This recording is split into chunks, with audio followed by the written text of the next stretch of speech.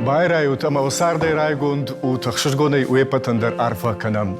Кудону тумагашка абун арвайдан студии най. Раштагива махандар нагананта намунс. Шака кутам маринак театра филиалма. Нафышымтан аштырбужныг штайкай жағын қауым. Арах на арвайданай факушынс куташ қалышты. Дишаджы рашуд аргау ангаш мырта. Абундарта авто. Амахуматагна.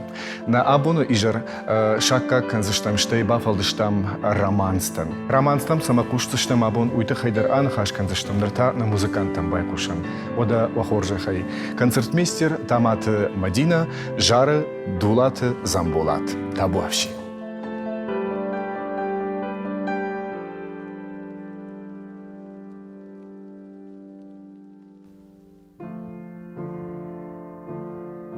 Вчера мы встретились,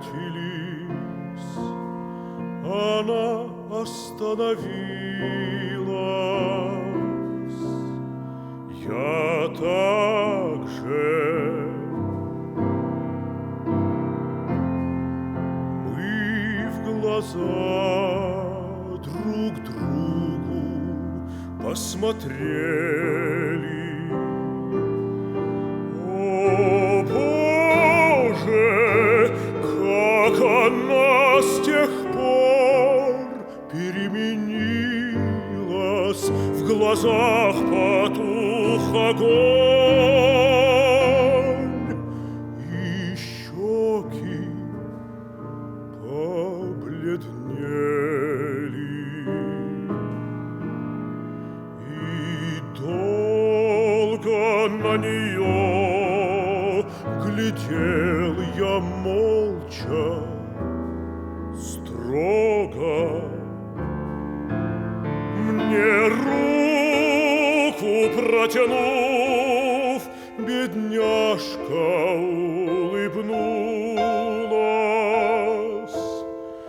Я говорить хотел, она же ради Бога велела мне молчать, и тут же отвернулась, и брови сдвинула, и выдернула руку, и молвила: прощайте, до свидания. А я хотел сказать на вечную разлуку прощай,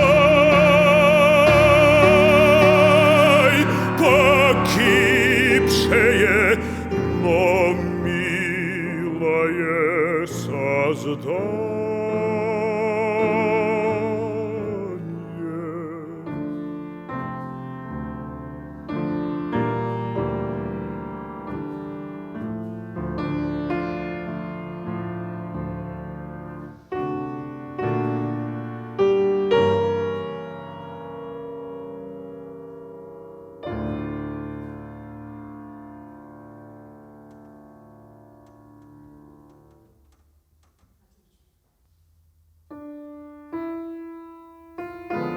О, нет, молю, не уходи. Вся боль, что перед разлукой я слишком счастлив этой мукой. Сильней прижми меня к груди, скажи «люблю».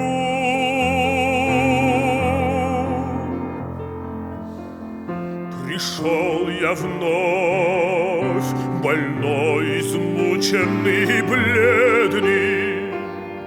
Смотри, какой я слабый, бедный, как мне нужна твоя любовь.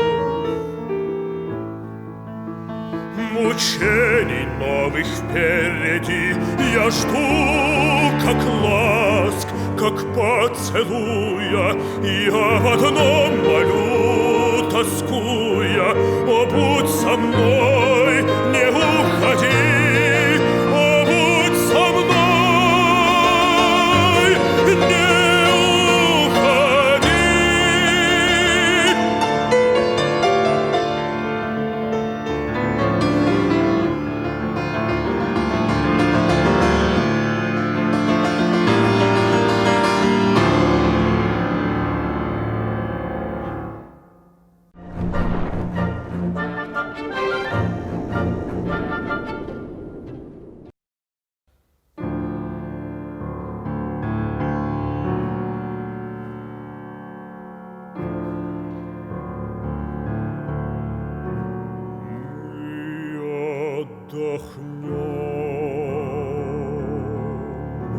Мы услышим ангелов, мы увидим все небо в алмазах, мы увидим, как все зло земное, все наши страдания потонут в милосердии, которое наполнит собою весь мир.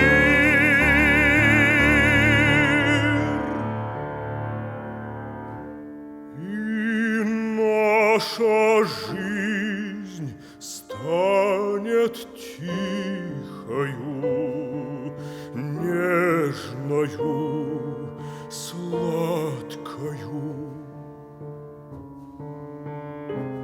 как ласка. Я верую,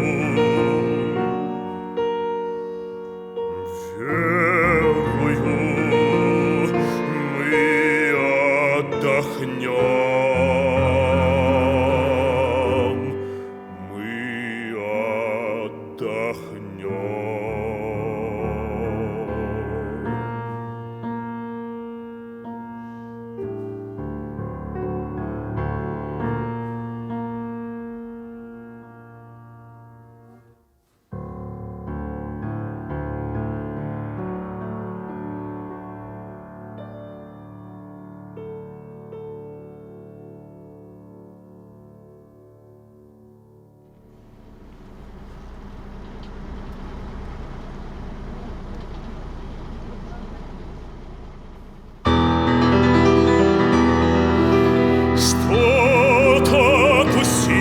Сердце больное бьется и просит, и жаждет покоя. Чем я взволнован, испуган в ночи? Стукнула дверь, застонав и заноя, гаснущей лампы блеснули лучи. Боже мой! Мне в груди захватило.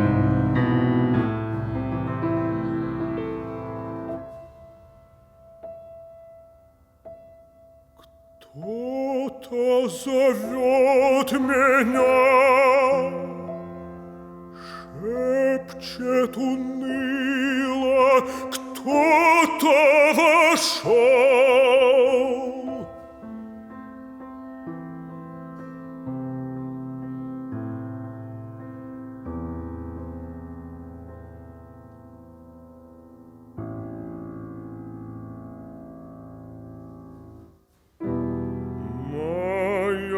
Келья пуста, нет никого.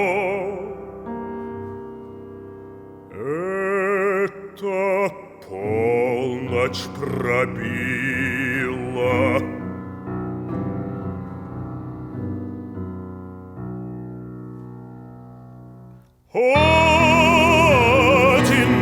Одиночество, о, нищета.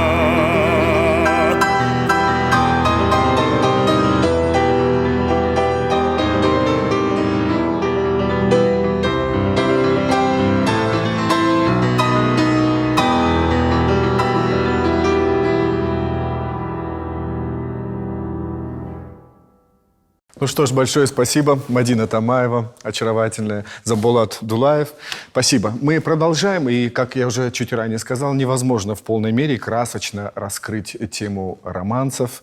Заболат, большое спасибо за то, что вы согласились на такую вот экспериментальную попытку этим вечером вынести на суд наших зрителей прекрасные романсы. Мы услышали 4 романса, далее мы послушаем еще ряд романсов. Как вы смогли прийти и осилить вот эти романсы? Мы же знаем, что это непростой жанр, один из самых сложнейших. Вы правы. И мне тоже было нелегко подбирать их, вникать в них. В этом была, конечно, большая работа моих педагогов. Моя работа большая, наша с Мадиной, потому что мы очень долго тоже искали какие-то моменты, которые нужно отметить, которые нужно немножко прикрыть. И вообще академическая музыка – это сложнейший жанр, как вы сказали. И к нему, мне кажется, нужно готовиться более долго, более тщательно. Нужно просматривать текст, кем был написан, когда, при каких условиях, что хотел передать автор, какие гармонии, под каким словом ставит композитор. Это все очень важно. Совпадает ли общий образ с вашей энергетикой, с харизмой? Справится ли вокалист и пианистка? Нюансов очень много. Это очень непросто. Тем более можно спеть один романс, как бы быть в этом образе, все сделать красиво, и через какую-то паузу идет следующий романс. И опять же другой образ, другая энергетика. Это соразмерно, вот, например, с тем, как вот вы спели относительно недавно партию Коста. Ну, конечно. Тяжелее или легче? Тяжелее. Там-то один образ на протяжении всего. Удивительно. Вот для вас спеть партию Коста было легче? Конечно. Ну, я думаю, что любую партию легче спеть, чем спеть ряд романсов в одном концерте. Вечер романсов. Тем более разнохарактерных, да. А как вы не побоялись? Как вот вы решились на такой шаг? Ну, надо же экспериментировать, идти вперед. Ваши учителя, вы упоминали о том, что вот благодаря вашим учителям. Я очень люблю, когда ученики благодарят учителей, вспоминают их. Давайте мы тоже вспомним. Давайте. Кому вы благодарны? Я, конечно же, благодарен моему первому педагогу Балык Людмиле Николаевне. Она преподает в колледже искусств. В консерватории у меня был Мартынов Алексей Павлович. Тоже очень много. Он в свое время тоже много пел именно камерную музыку. И он очень много мне дал именно в плане стиля, чувств. И, конечно же, Миронова Ольга Федоровна, которая до сих пор, уже я 2 года как закончил ГИТИС, и она до сих пор ждет меня с нетерпением и всегда с большим желанием занимается. А вы с учителями как-то сегодня поддерживаете связь? Конечно. Где-то советуетесь, где-то, может быть, они вам что-то могут подсказывать? Ну, конечно. Но чаще я им звоню поздравить с тем или иным праздником. Мы услышали 4 романса. Далее наш 5-й романс. Какой и почему? «Не пой, красавица, при мне». Один из моих Рахманинов. любимых. А почему вы остановились на этом романсе? Ну, я даже не знаю. Он очень живописный, хорошо затрагивает страдания души. Это ваше? Это мое. А вот, кстати, вы с этим согласны, что вот есть определенный репертуар, который, например, должен соответствовать голосу определенному? Там теноровый репертуар, баритоновый репертуар. Вы не боитесь экспериментировать? Я боюсь, да. Это Почему? для высокого голоса ведь романс. Да. Вот. И я боюсь, что там есть места, которые более легко исполняемы для высоких голосов и более тяжелы для голосов пониже. И, конечно, в этих моментах есть капля сомнения, что кто-то осудит, кто-то скажет, ну зачем? Мы все вместе, я более чем уверен, считаем, что это вам прекрасно удается, вы прекрасно с этим справились, на наш взгляд. Вы не боитесь еще и того, что, вот не секрет, да, что для нашей публики, для нашей телекомпании «Осетия Игра», что он это вот первый такой серьезный шаг показать и людям познакомить с вечером романсов. О чем вы думаете? Какие у вас эмоции связаны? Что вот вы сегодня вот один из первых будете их знакомить с таким вечером? Ну, больше всего, о чем я думал, это о том, как бы доступней спеть, показать, что в них заложено, что они передают. Я надеюсь, у меня это получится. И мне просто хочется, чтобы люди сильнее приобщались к такой музыке, больше слушали ее. А что это Потому что, ну как что, это же развитие интеллекта, развитие мировоззрения, Ну что ж, не будем отвлекать наших уважаемых музыкантов. Друзья, для вас играет Мадина Тамаева, поет Замбулат Дулаев «Не пой, красавица, при мне».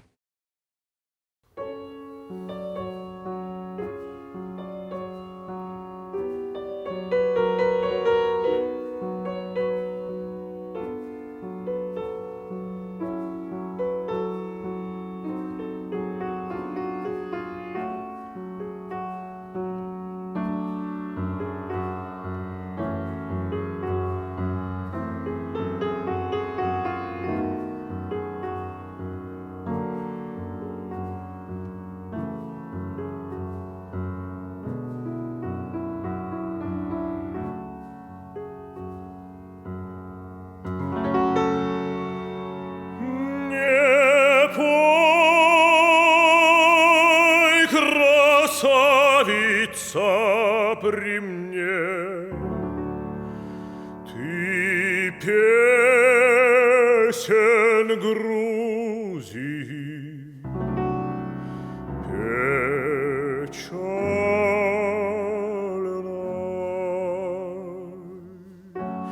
напоминают мне о ней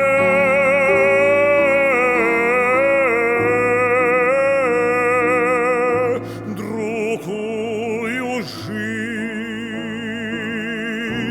и берег дальной.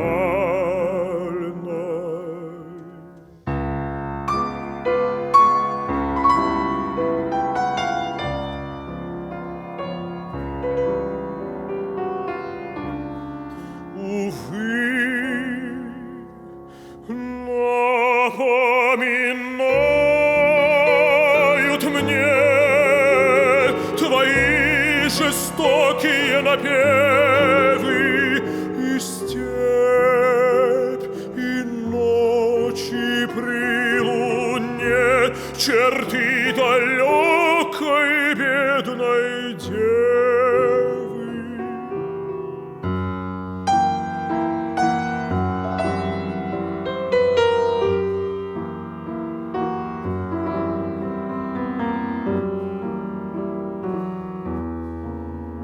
Я призрак, милый роковой, тебя, видев, забываю,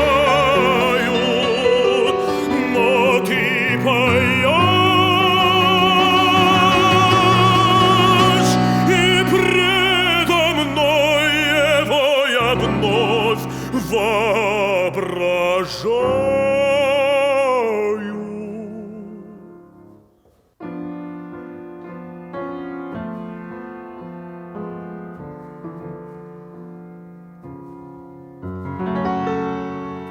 Не пой, красавица, при мне, ты песен Грузии печальной,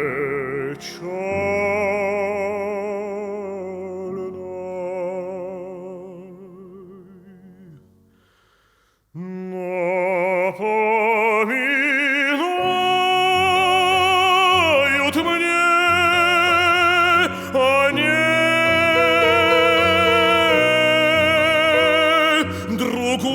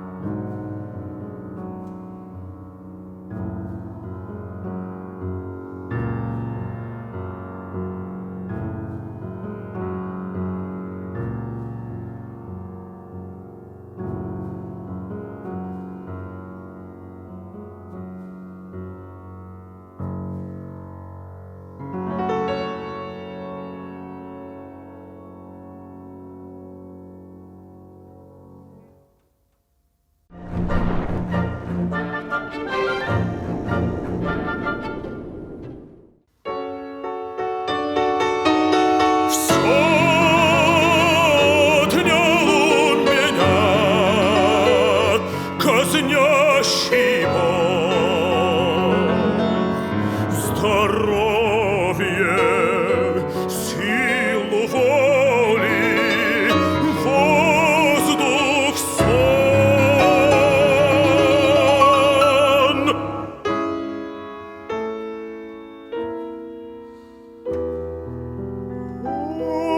Одну тебя при мне оставил он, чтоб я ему еще молиться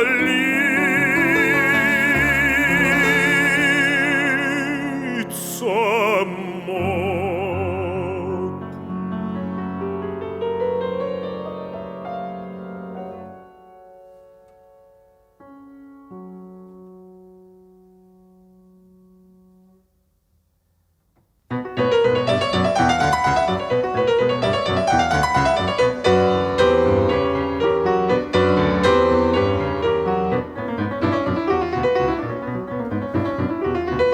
От Севильи до Гренады в тихом сумраке ночей раздаются серенады, раздается стук мечей. Много крови, много песней для прелестных льется там. Я же той, кто всех прелестней, все песни, кровь мою отдам. От лунного света зардел небосклон. О, выйди, Нисетта, о, выйди, Нисетта, скорей на балкон.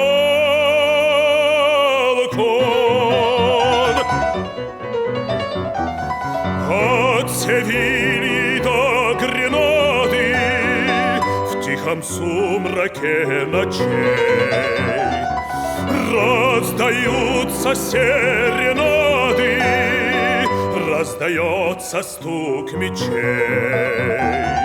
Много крови, много песней для прелестных льется там. Я же той, кто всех прелестней, все песни, кровь мою отдам. От лунного света зардел небосклон.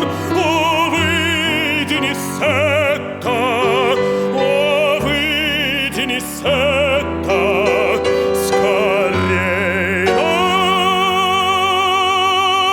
балкон.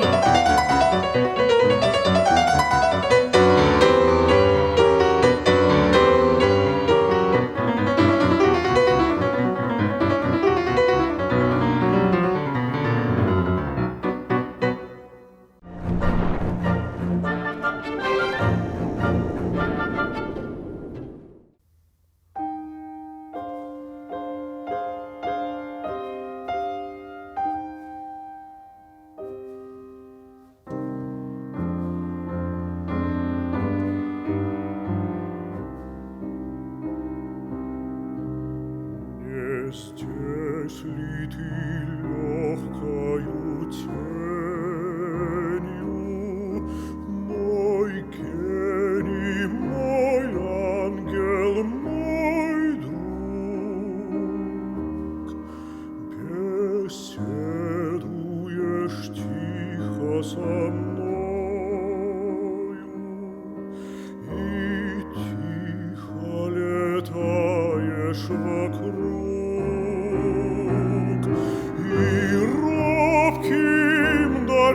Вдохновением и сладкий врачуешь недуг, и тихим даришь сновидение.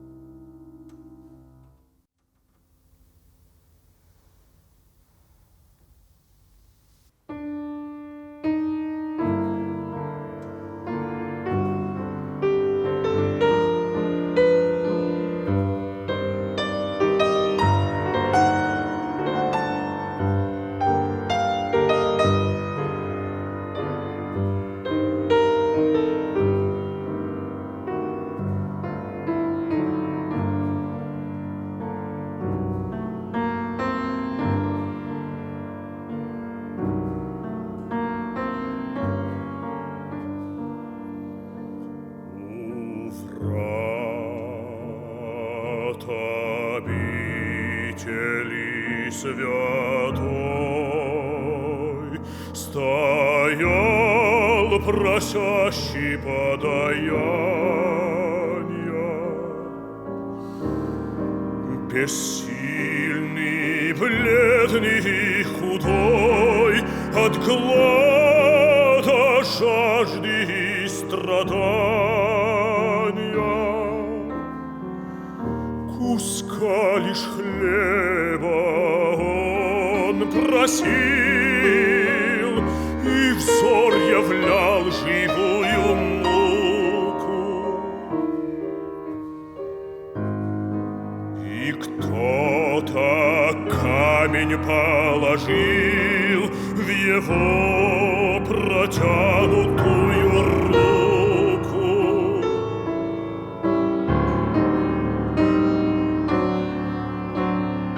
Так я молил твоей любви слезами горькими с тоскою.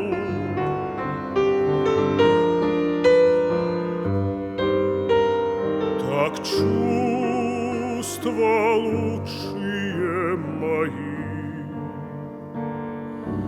навек обмануты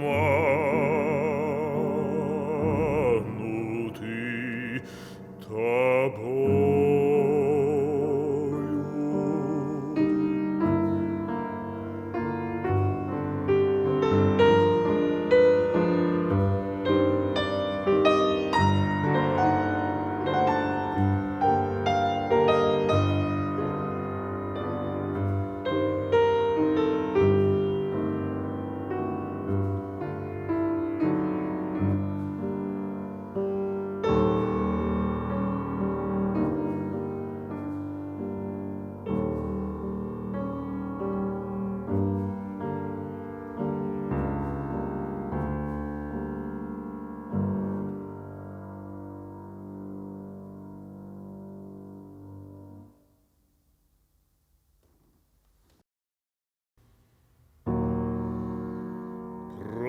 Проходит все, и нет к нему возврата. Жизнь мчится вдаль, мгновенья быстрей, где звуки слов, звучавших нам когда-то. Где свет зари нас озарявших дней?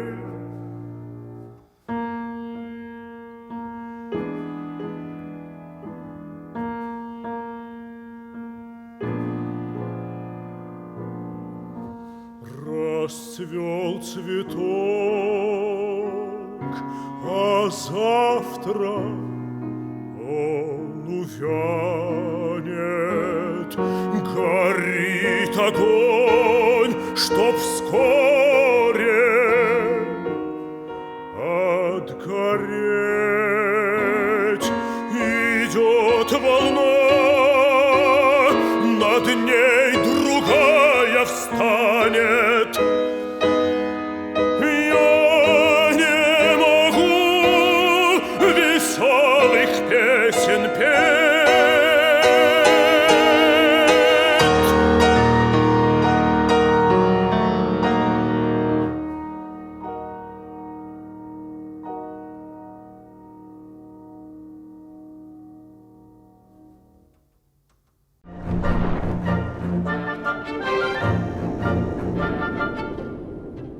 Замбулат, имена композиторов, которые сегодня представлены вами, они, естественно, и легендарные, естественно, любимые. Не встречал людей, которые бы не любили творчество Рахманинова Сергея, творчество Чайковского, Свиридова. В жизни любого вокалиста, любого серьезного музыканта есть определенные планки, есть определенные мечты, есть определенная дорога, которую он должен пройти, и она бывает разная. Сегодня пока ваши первые шаги на большой сцене и в серьезном искусстве, определенно есть то, куда вы стремитесь. Например, можем сказать о репертуарном плане. Это все у вас классический, как у всех баритонов, или вот есть у вас какие-то такие мечты, или хотели бы вы где-то себя попробовать, раскрыть себя? Как вам сказать? Ну, в основном, конечно, классический, но есть какие-то идеи исполнить хиты Магомаева, Кобзона. Конечно же, наша астинская эстрада. Хочется и классику астинскую вынести. Это, опять же, романсы. Но это, мне кажется, более плодотворная и долгая работа.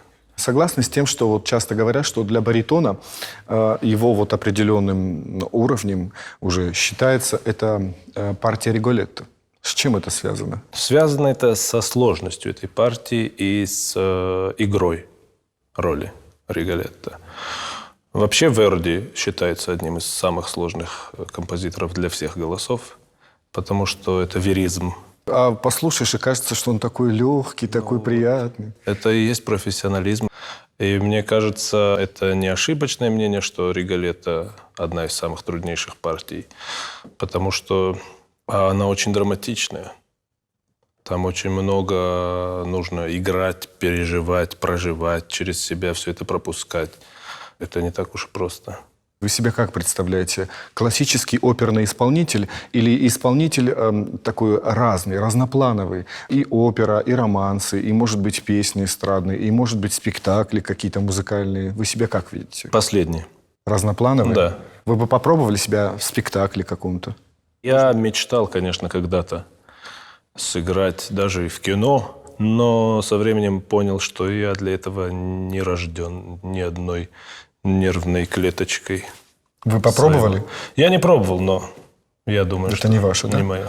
Я не просто это спрашиваю. Например, одна из личностей, которые вот в вашей жизни сыграли определенную роль, сыграли в спектаклях Романа Виктюка.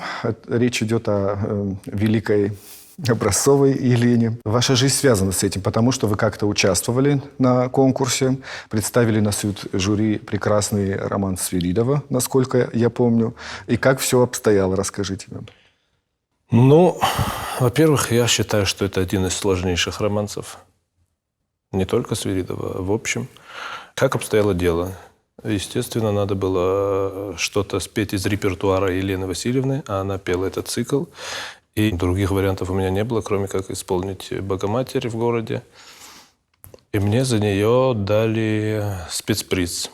А вот после таких конкурсов, после таких определенных побед, в жизни человека что-то меняется, на ваш взгляд? В вашей жизни поменялось? Я вам так скажу. Как там сказала один из членов жюри, это ничто. То, что вы сейчас здесь сидите, то, что вы сейчас кто-то выиграл, кто-то проиграл, это абсолютно ничего не значит в вашей карьере. Если вы хотите стать такой же, как Елена Образцова, если вы хотите стать такой же, как Мария Каллас и так далее, вам нужно работать, работать, работать и работать. А то, что сейчас здесь произошло, это вы выиграли и пошли дальше. Жизнь продолжается. Я считаю точно так же. Это просто какой-то стимул двигаться дальше. Просто какая-то ступенька. Я смог, значит, можно идти дальше. Почему наши зрители должны слушать чаще классическую музыку, например, даже романсы, мы поняли вашу точку зрения. Вот кто из вокалистов, рожденных в Северной Осетии, из наших, для вас является вот в каком-то смысле, может быть, кумиром? На кого бы вы хотели быть похожи или просто кого вы очень любите слушать? Мне очень нравится, конечно же, Долорес Белонова. Это вне сомнений всяких. Ким Суанов и, пожалуй, Исаак Гогичев. Необычный выбор. Ну и Баллаев. Но Баллаев более драматичное исполнение. Прочтение, так скажем. Вы осетин. И когда вы находитесь не в Осетии, какие у вас воспоминания, какие у вас эмоции, связанные с Осетией? Ну, в основном светлые. Вспоминаю больше всего горы, проспект, детство и дом, семью, потому что мы сейчас все кто где. Спасибо вам большое. У вас есть возможность обратиться к тем, кто нас слушает, кто почитает ваш талант. Буквально несколько слов. Ну, я бы хотел сказать, чтобы наши старшие, мои ровесники, у которых есть дети, они приучали более своих детей к классической музыке. Не думайте, что музыкальная школа – Это вред, когда ваш ребенок приходит и ноет, что он не хочет больше играть, заниматься. Это только на пользу. Это развитие моторики, это развитие мышления. Это очень полезное ремесло, скажем так. Потому что даже если ваш ребенок не будет дальше заниматься музыкой, если он не пойдет по этой стезе, у него будет шире кругозор, и он будет гораздо умнее. Это однозначно. Спасибо большое, Замбулат. Мы тебе желаем больших побед. Я был бы счастлив, если бы я когда-то, ближе к концу своей жизни, осознал и понял, что вы свой талант и все свое время отдали родной любимой Осетии, музыке, культуре Осетии. Но я буду не менее счастлив, если я услышу, что вы поете на сценах и Ла Скала, и в Париже, и в Вене, и Метрополитен. Метрополитен. Я буду тоже счастлив. Я вам это с большим удовольствием вместе с теми, кто нас смотрит, желаю. Спасибо вам большое. большое. Итак, «Богоматерь в городе», Роман Свиридова. Концертмейстер Мадина Тамаева. Исполняет Замбулат Дулаев.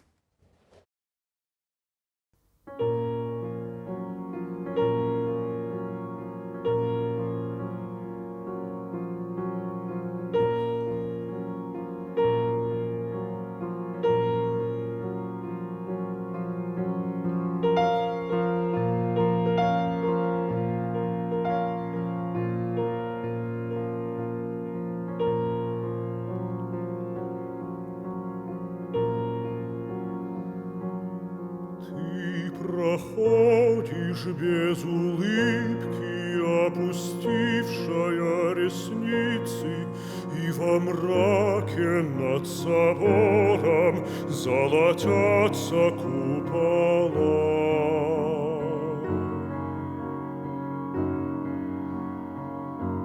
Как лицо твое похоже на вечерних Богородиц, опускающих ресницы, пропадающих во мгле.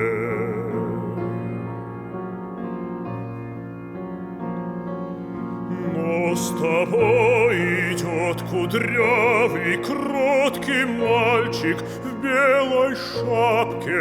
Ты ведешь его за ручку, не даешь ему упасть.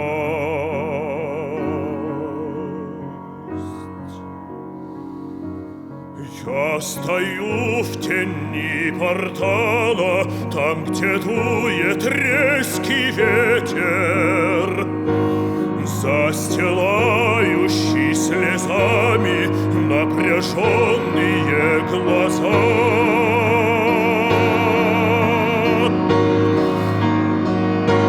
Я хочу внезапно выйти и воскликнуть: Богоматерь, для чего в мой черный город ты младенца привела?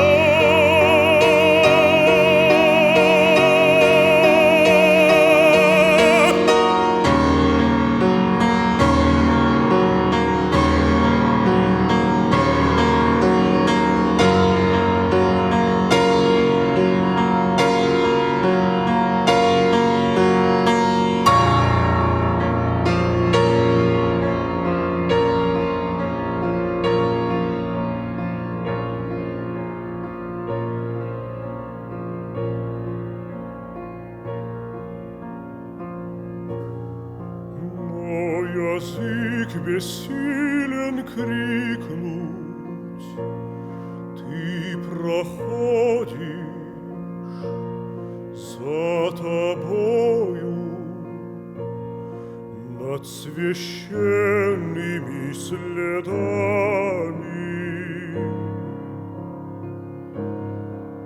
почивает синий мрак.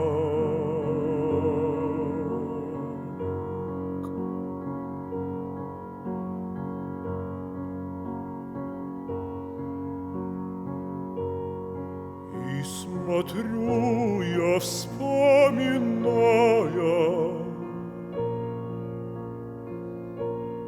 как опущены ресницы, как твой мальчик в белой шапке.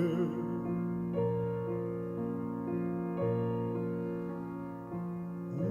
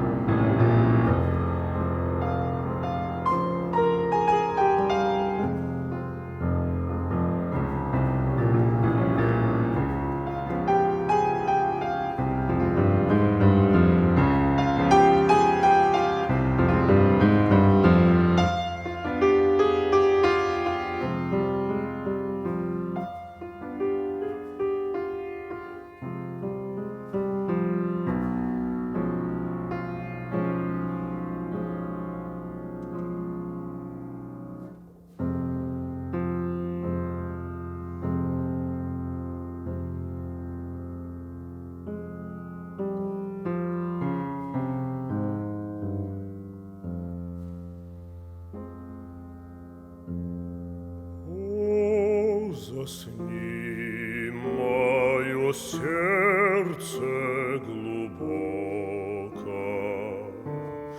не буди, не пробуди, что было, не зови, что умчалось далеко, не люби, что ты прежде любила. Пусть надеждой и лживой мечтой не смутится твой сон и покой.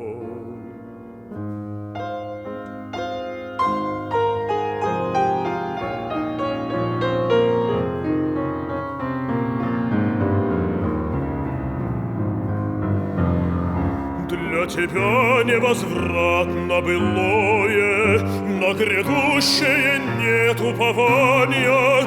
Ты не знала в блаженстве покоя, успокойся ж на ложе страдания и старайся не помнить зимой, как срывала ты розы весной.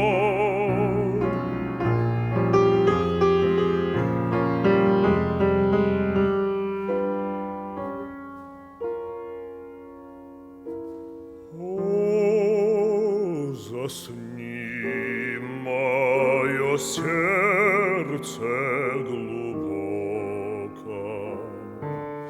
не буди, не пробуди, что было, не зови, что умчалось далеко, не люби, что ты прежде любила.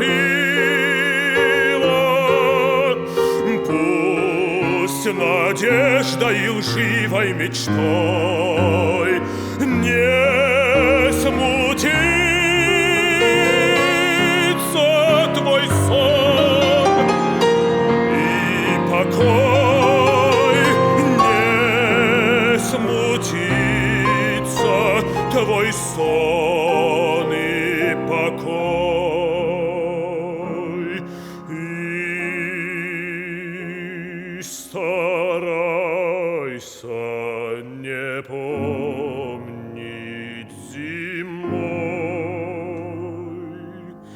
что срывала ты розы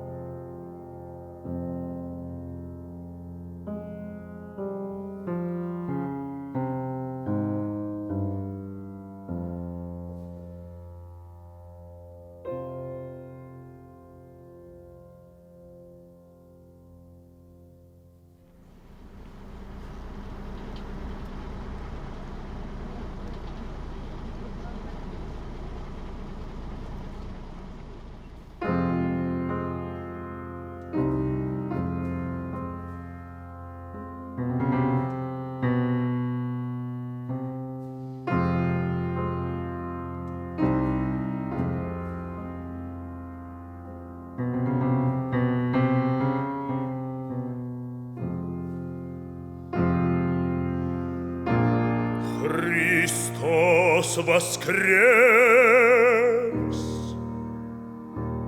Поют во храме, но грустно мне, душа молчит.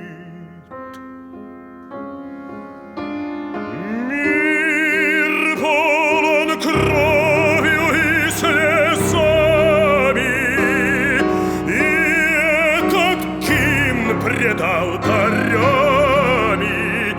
так оскорбительно звучит.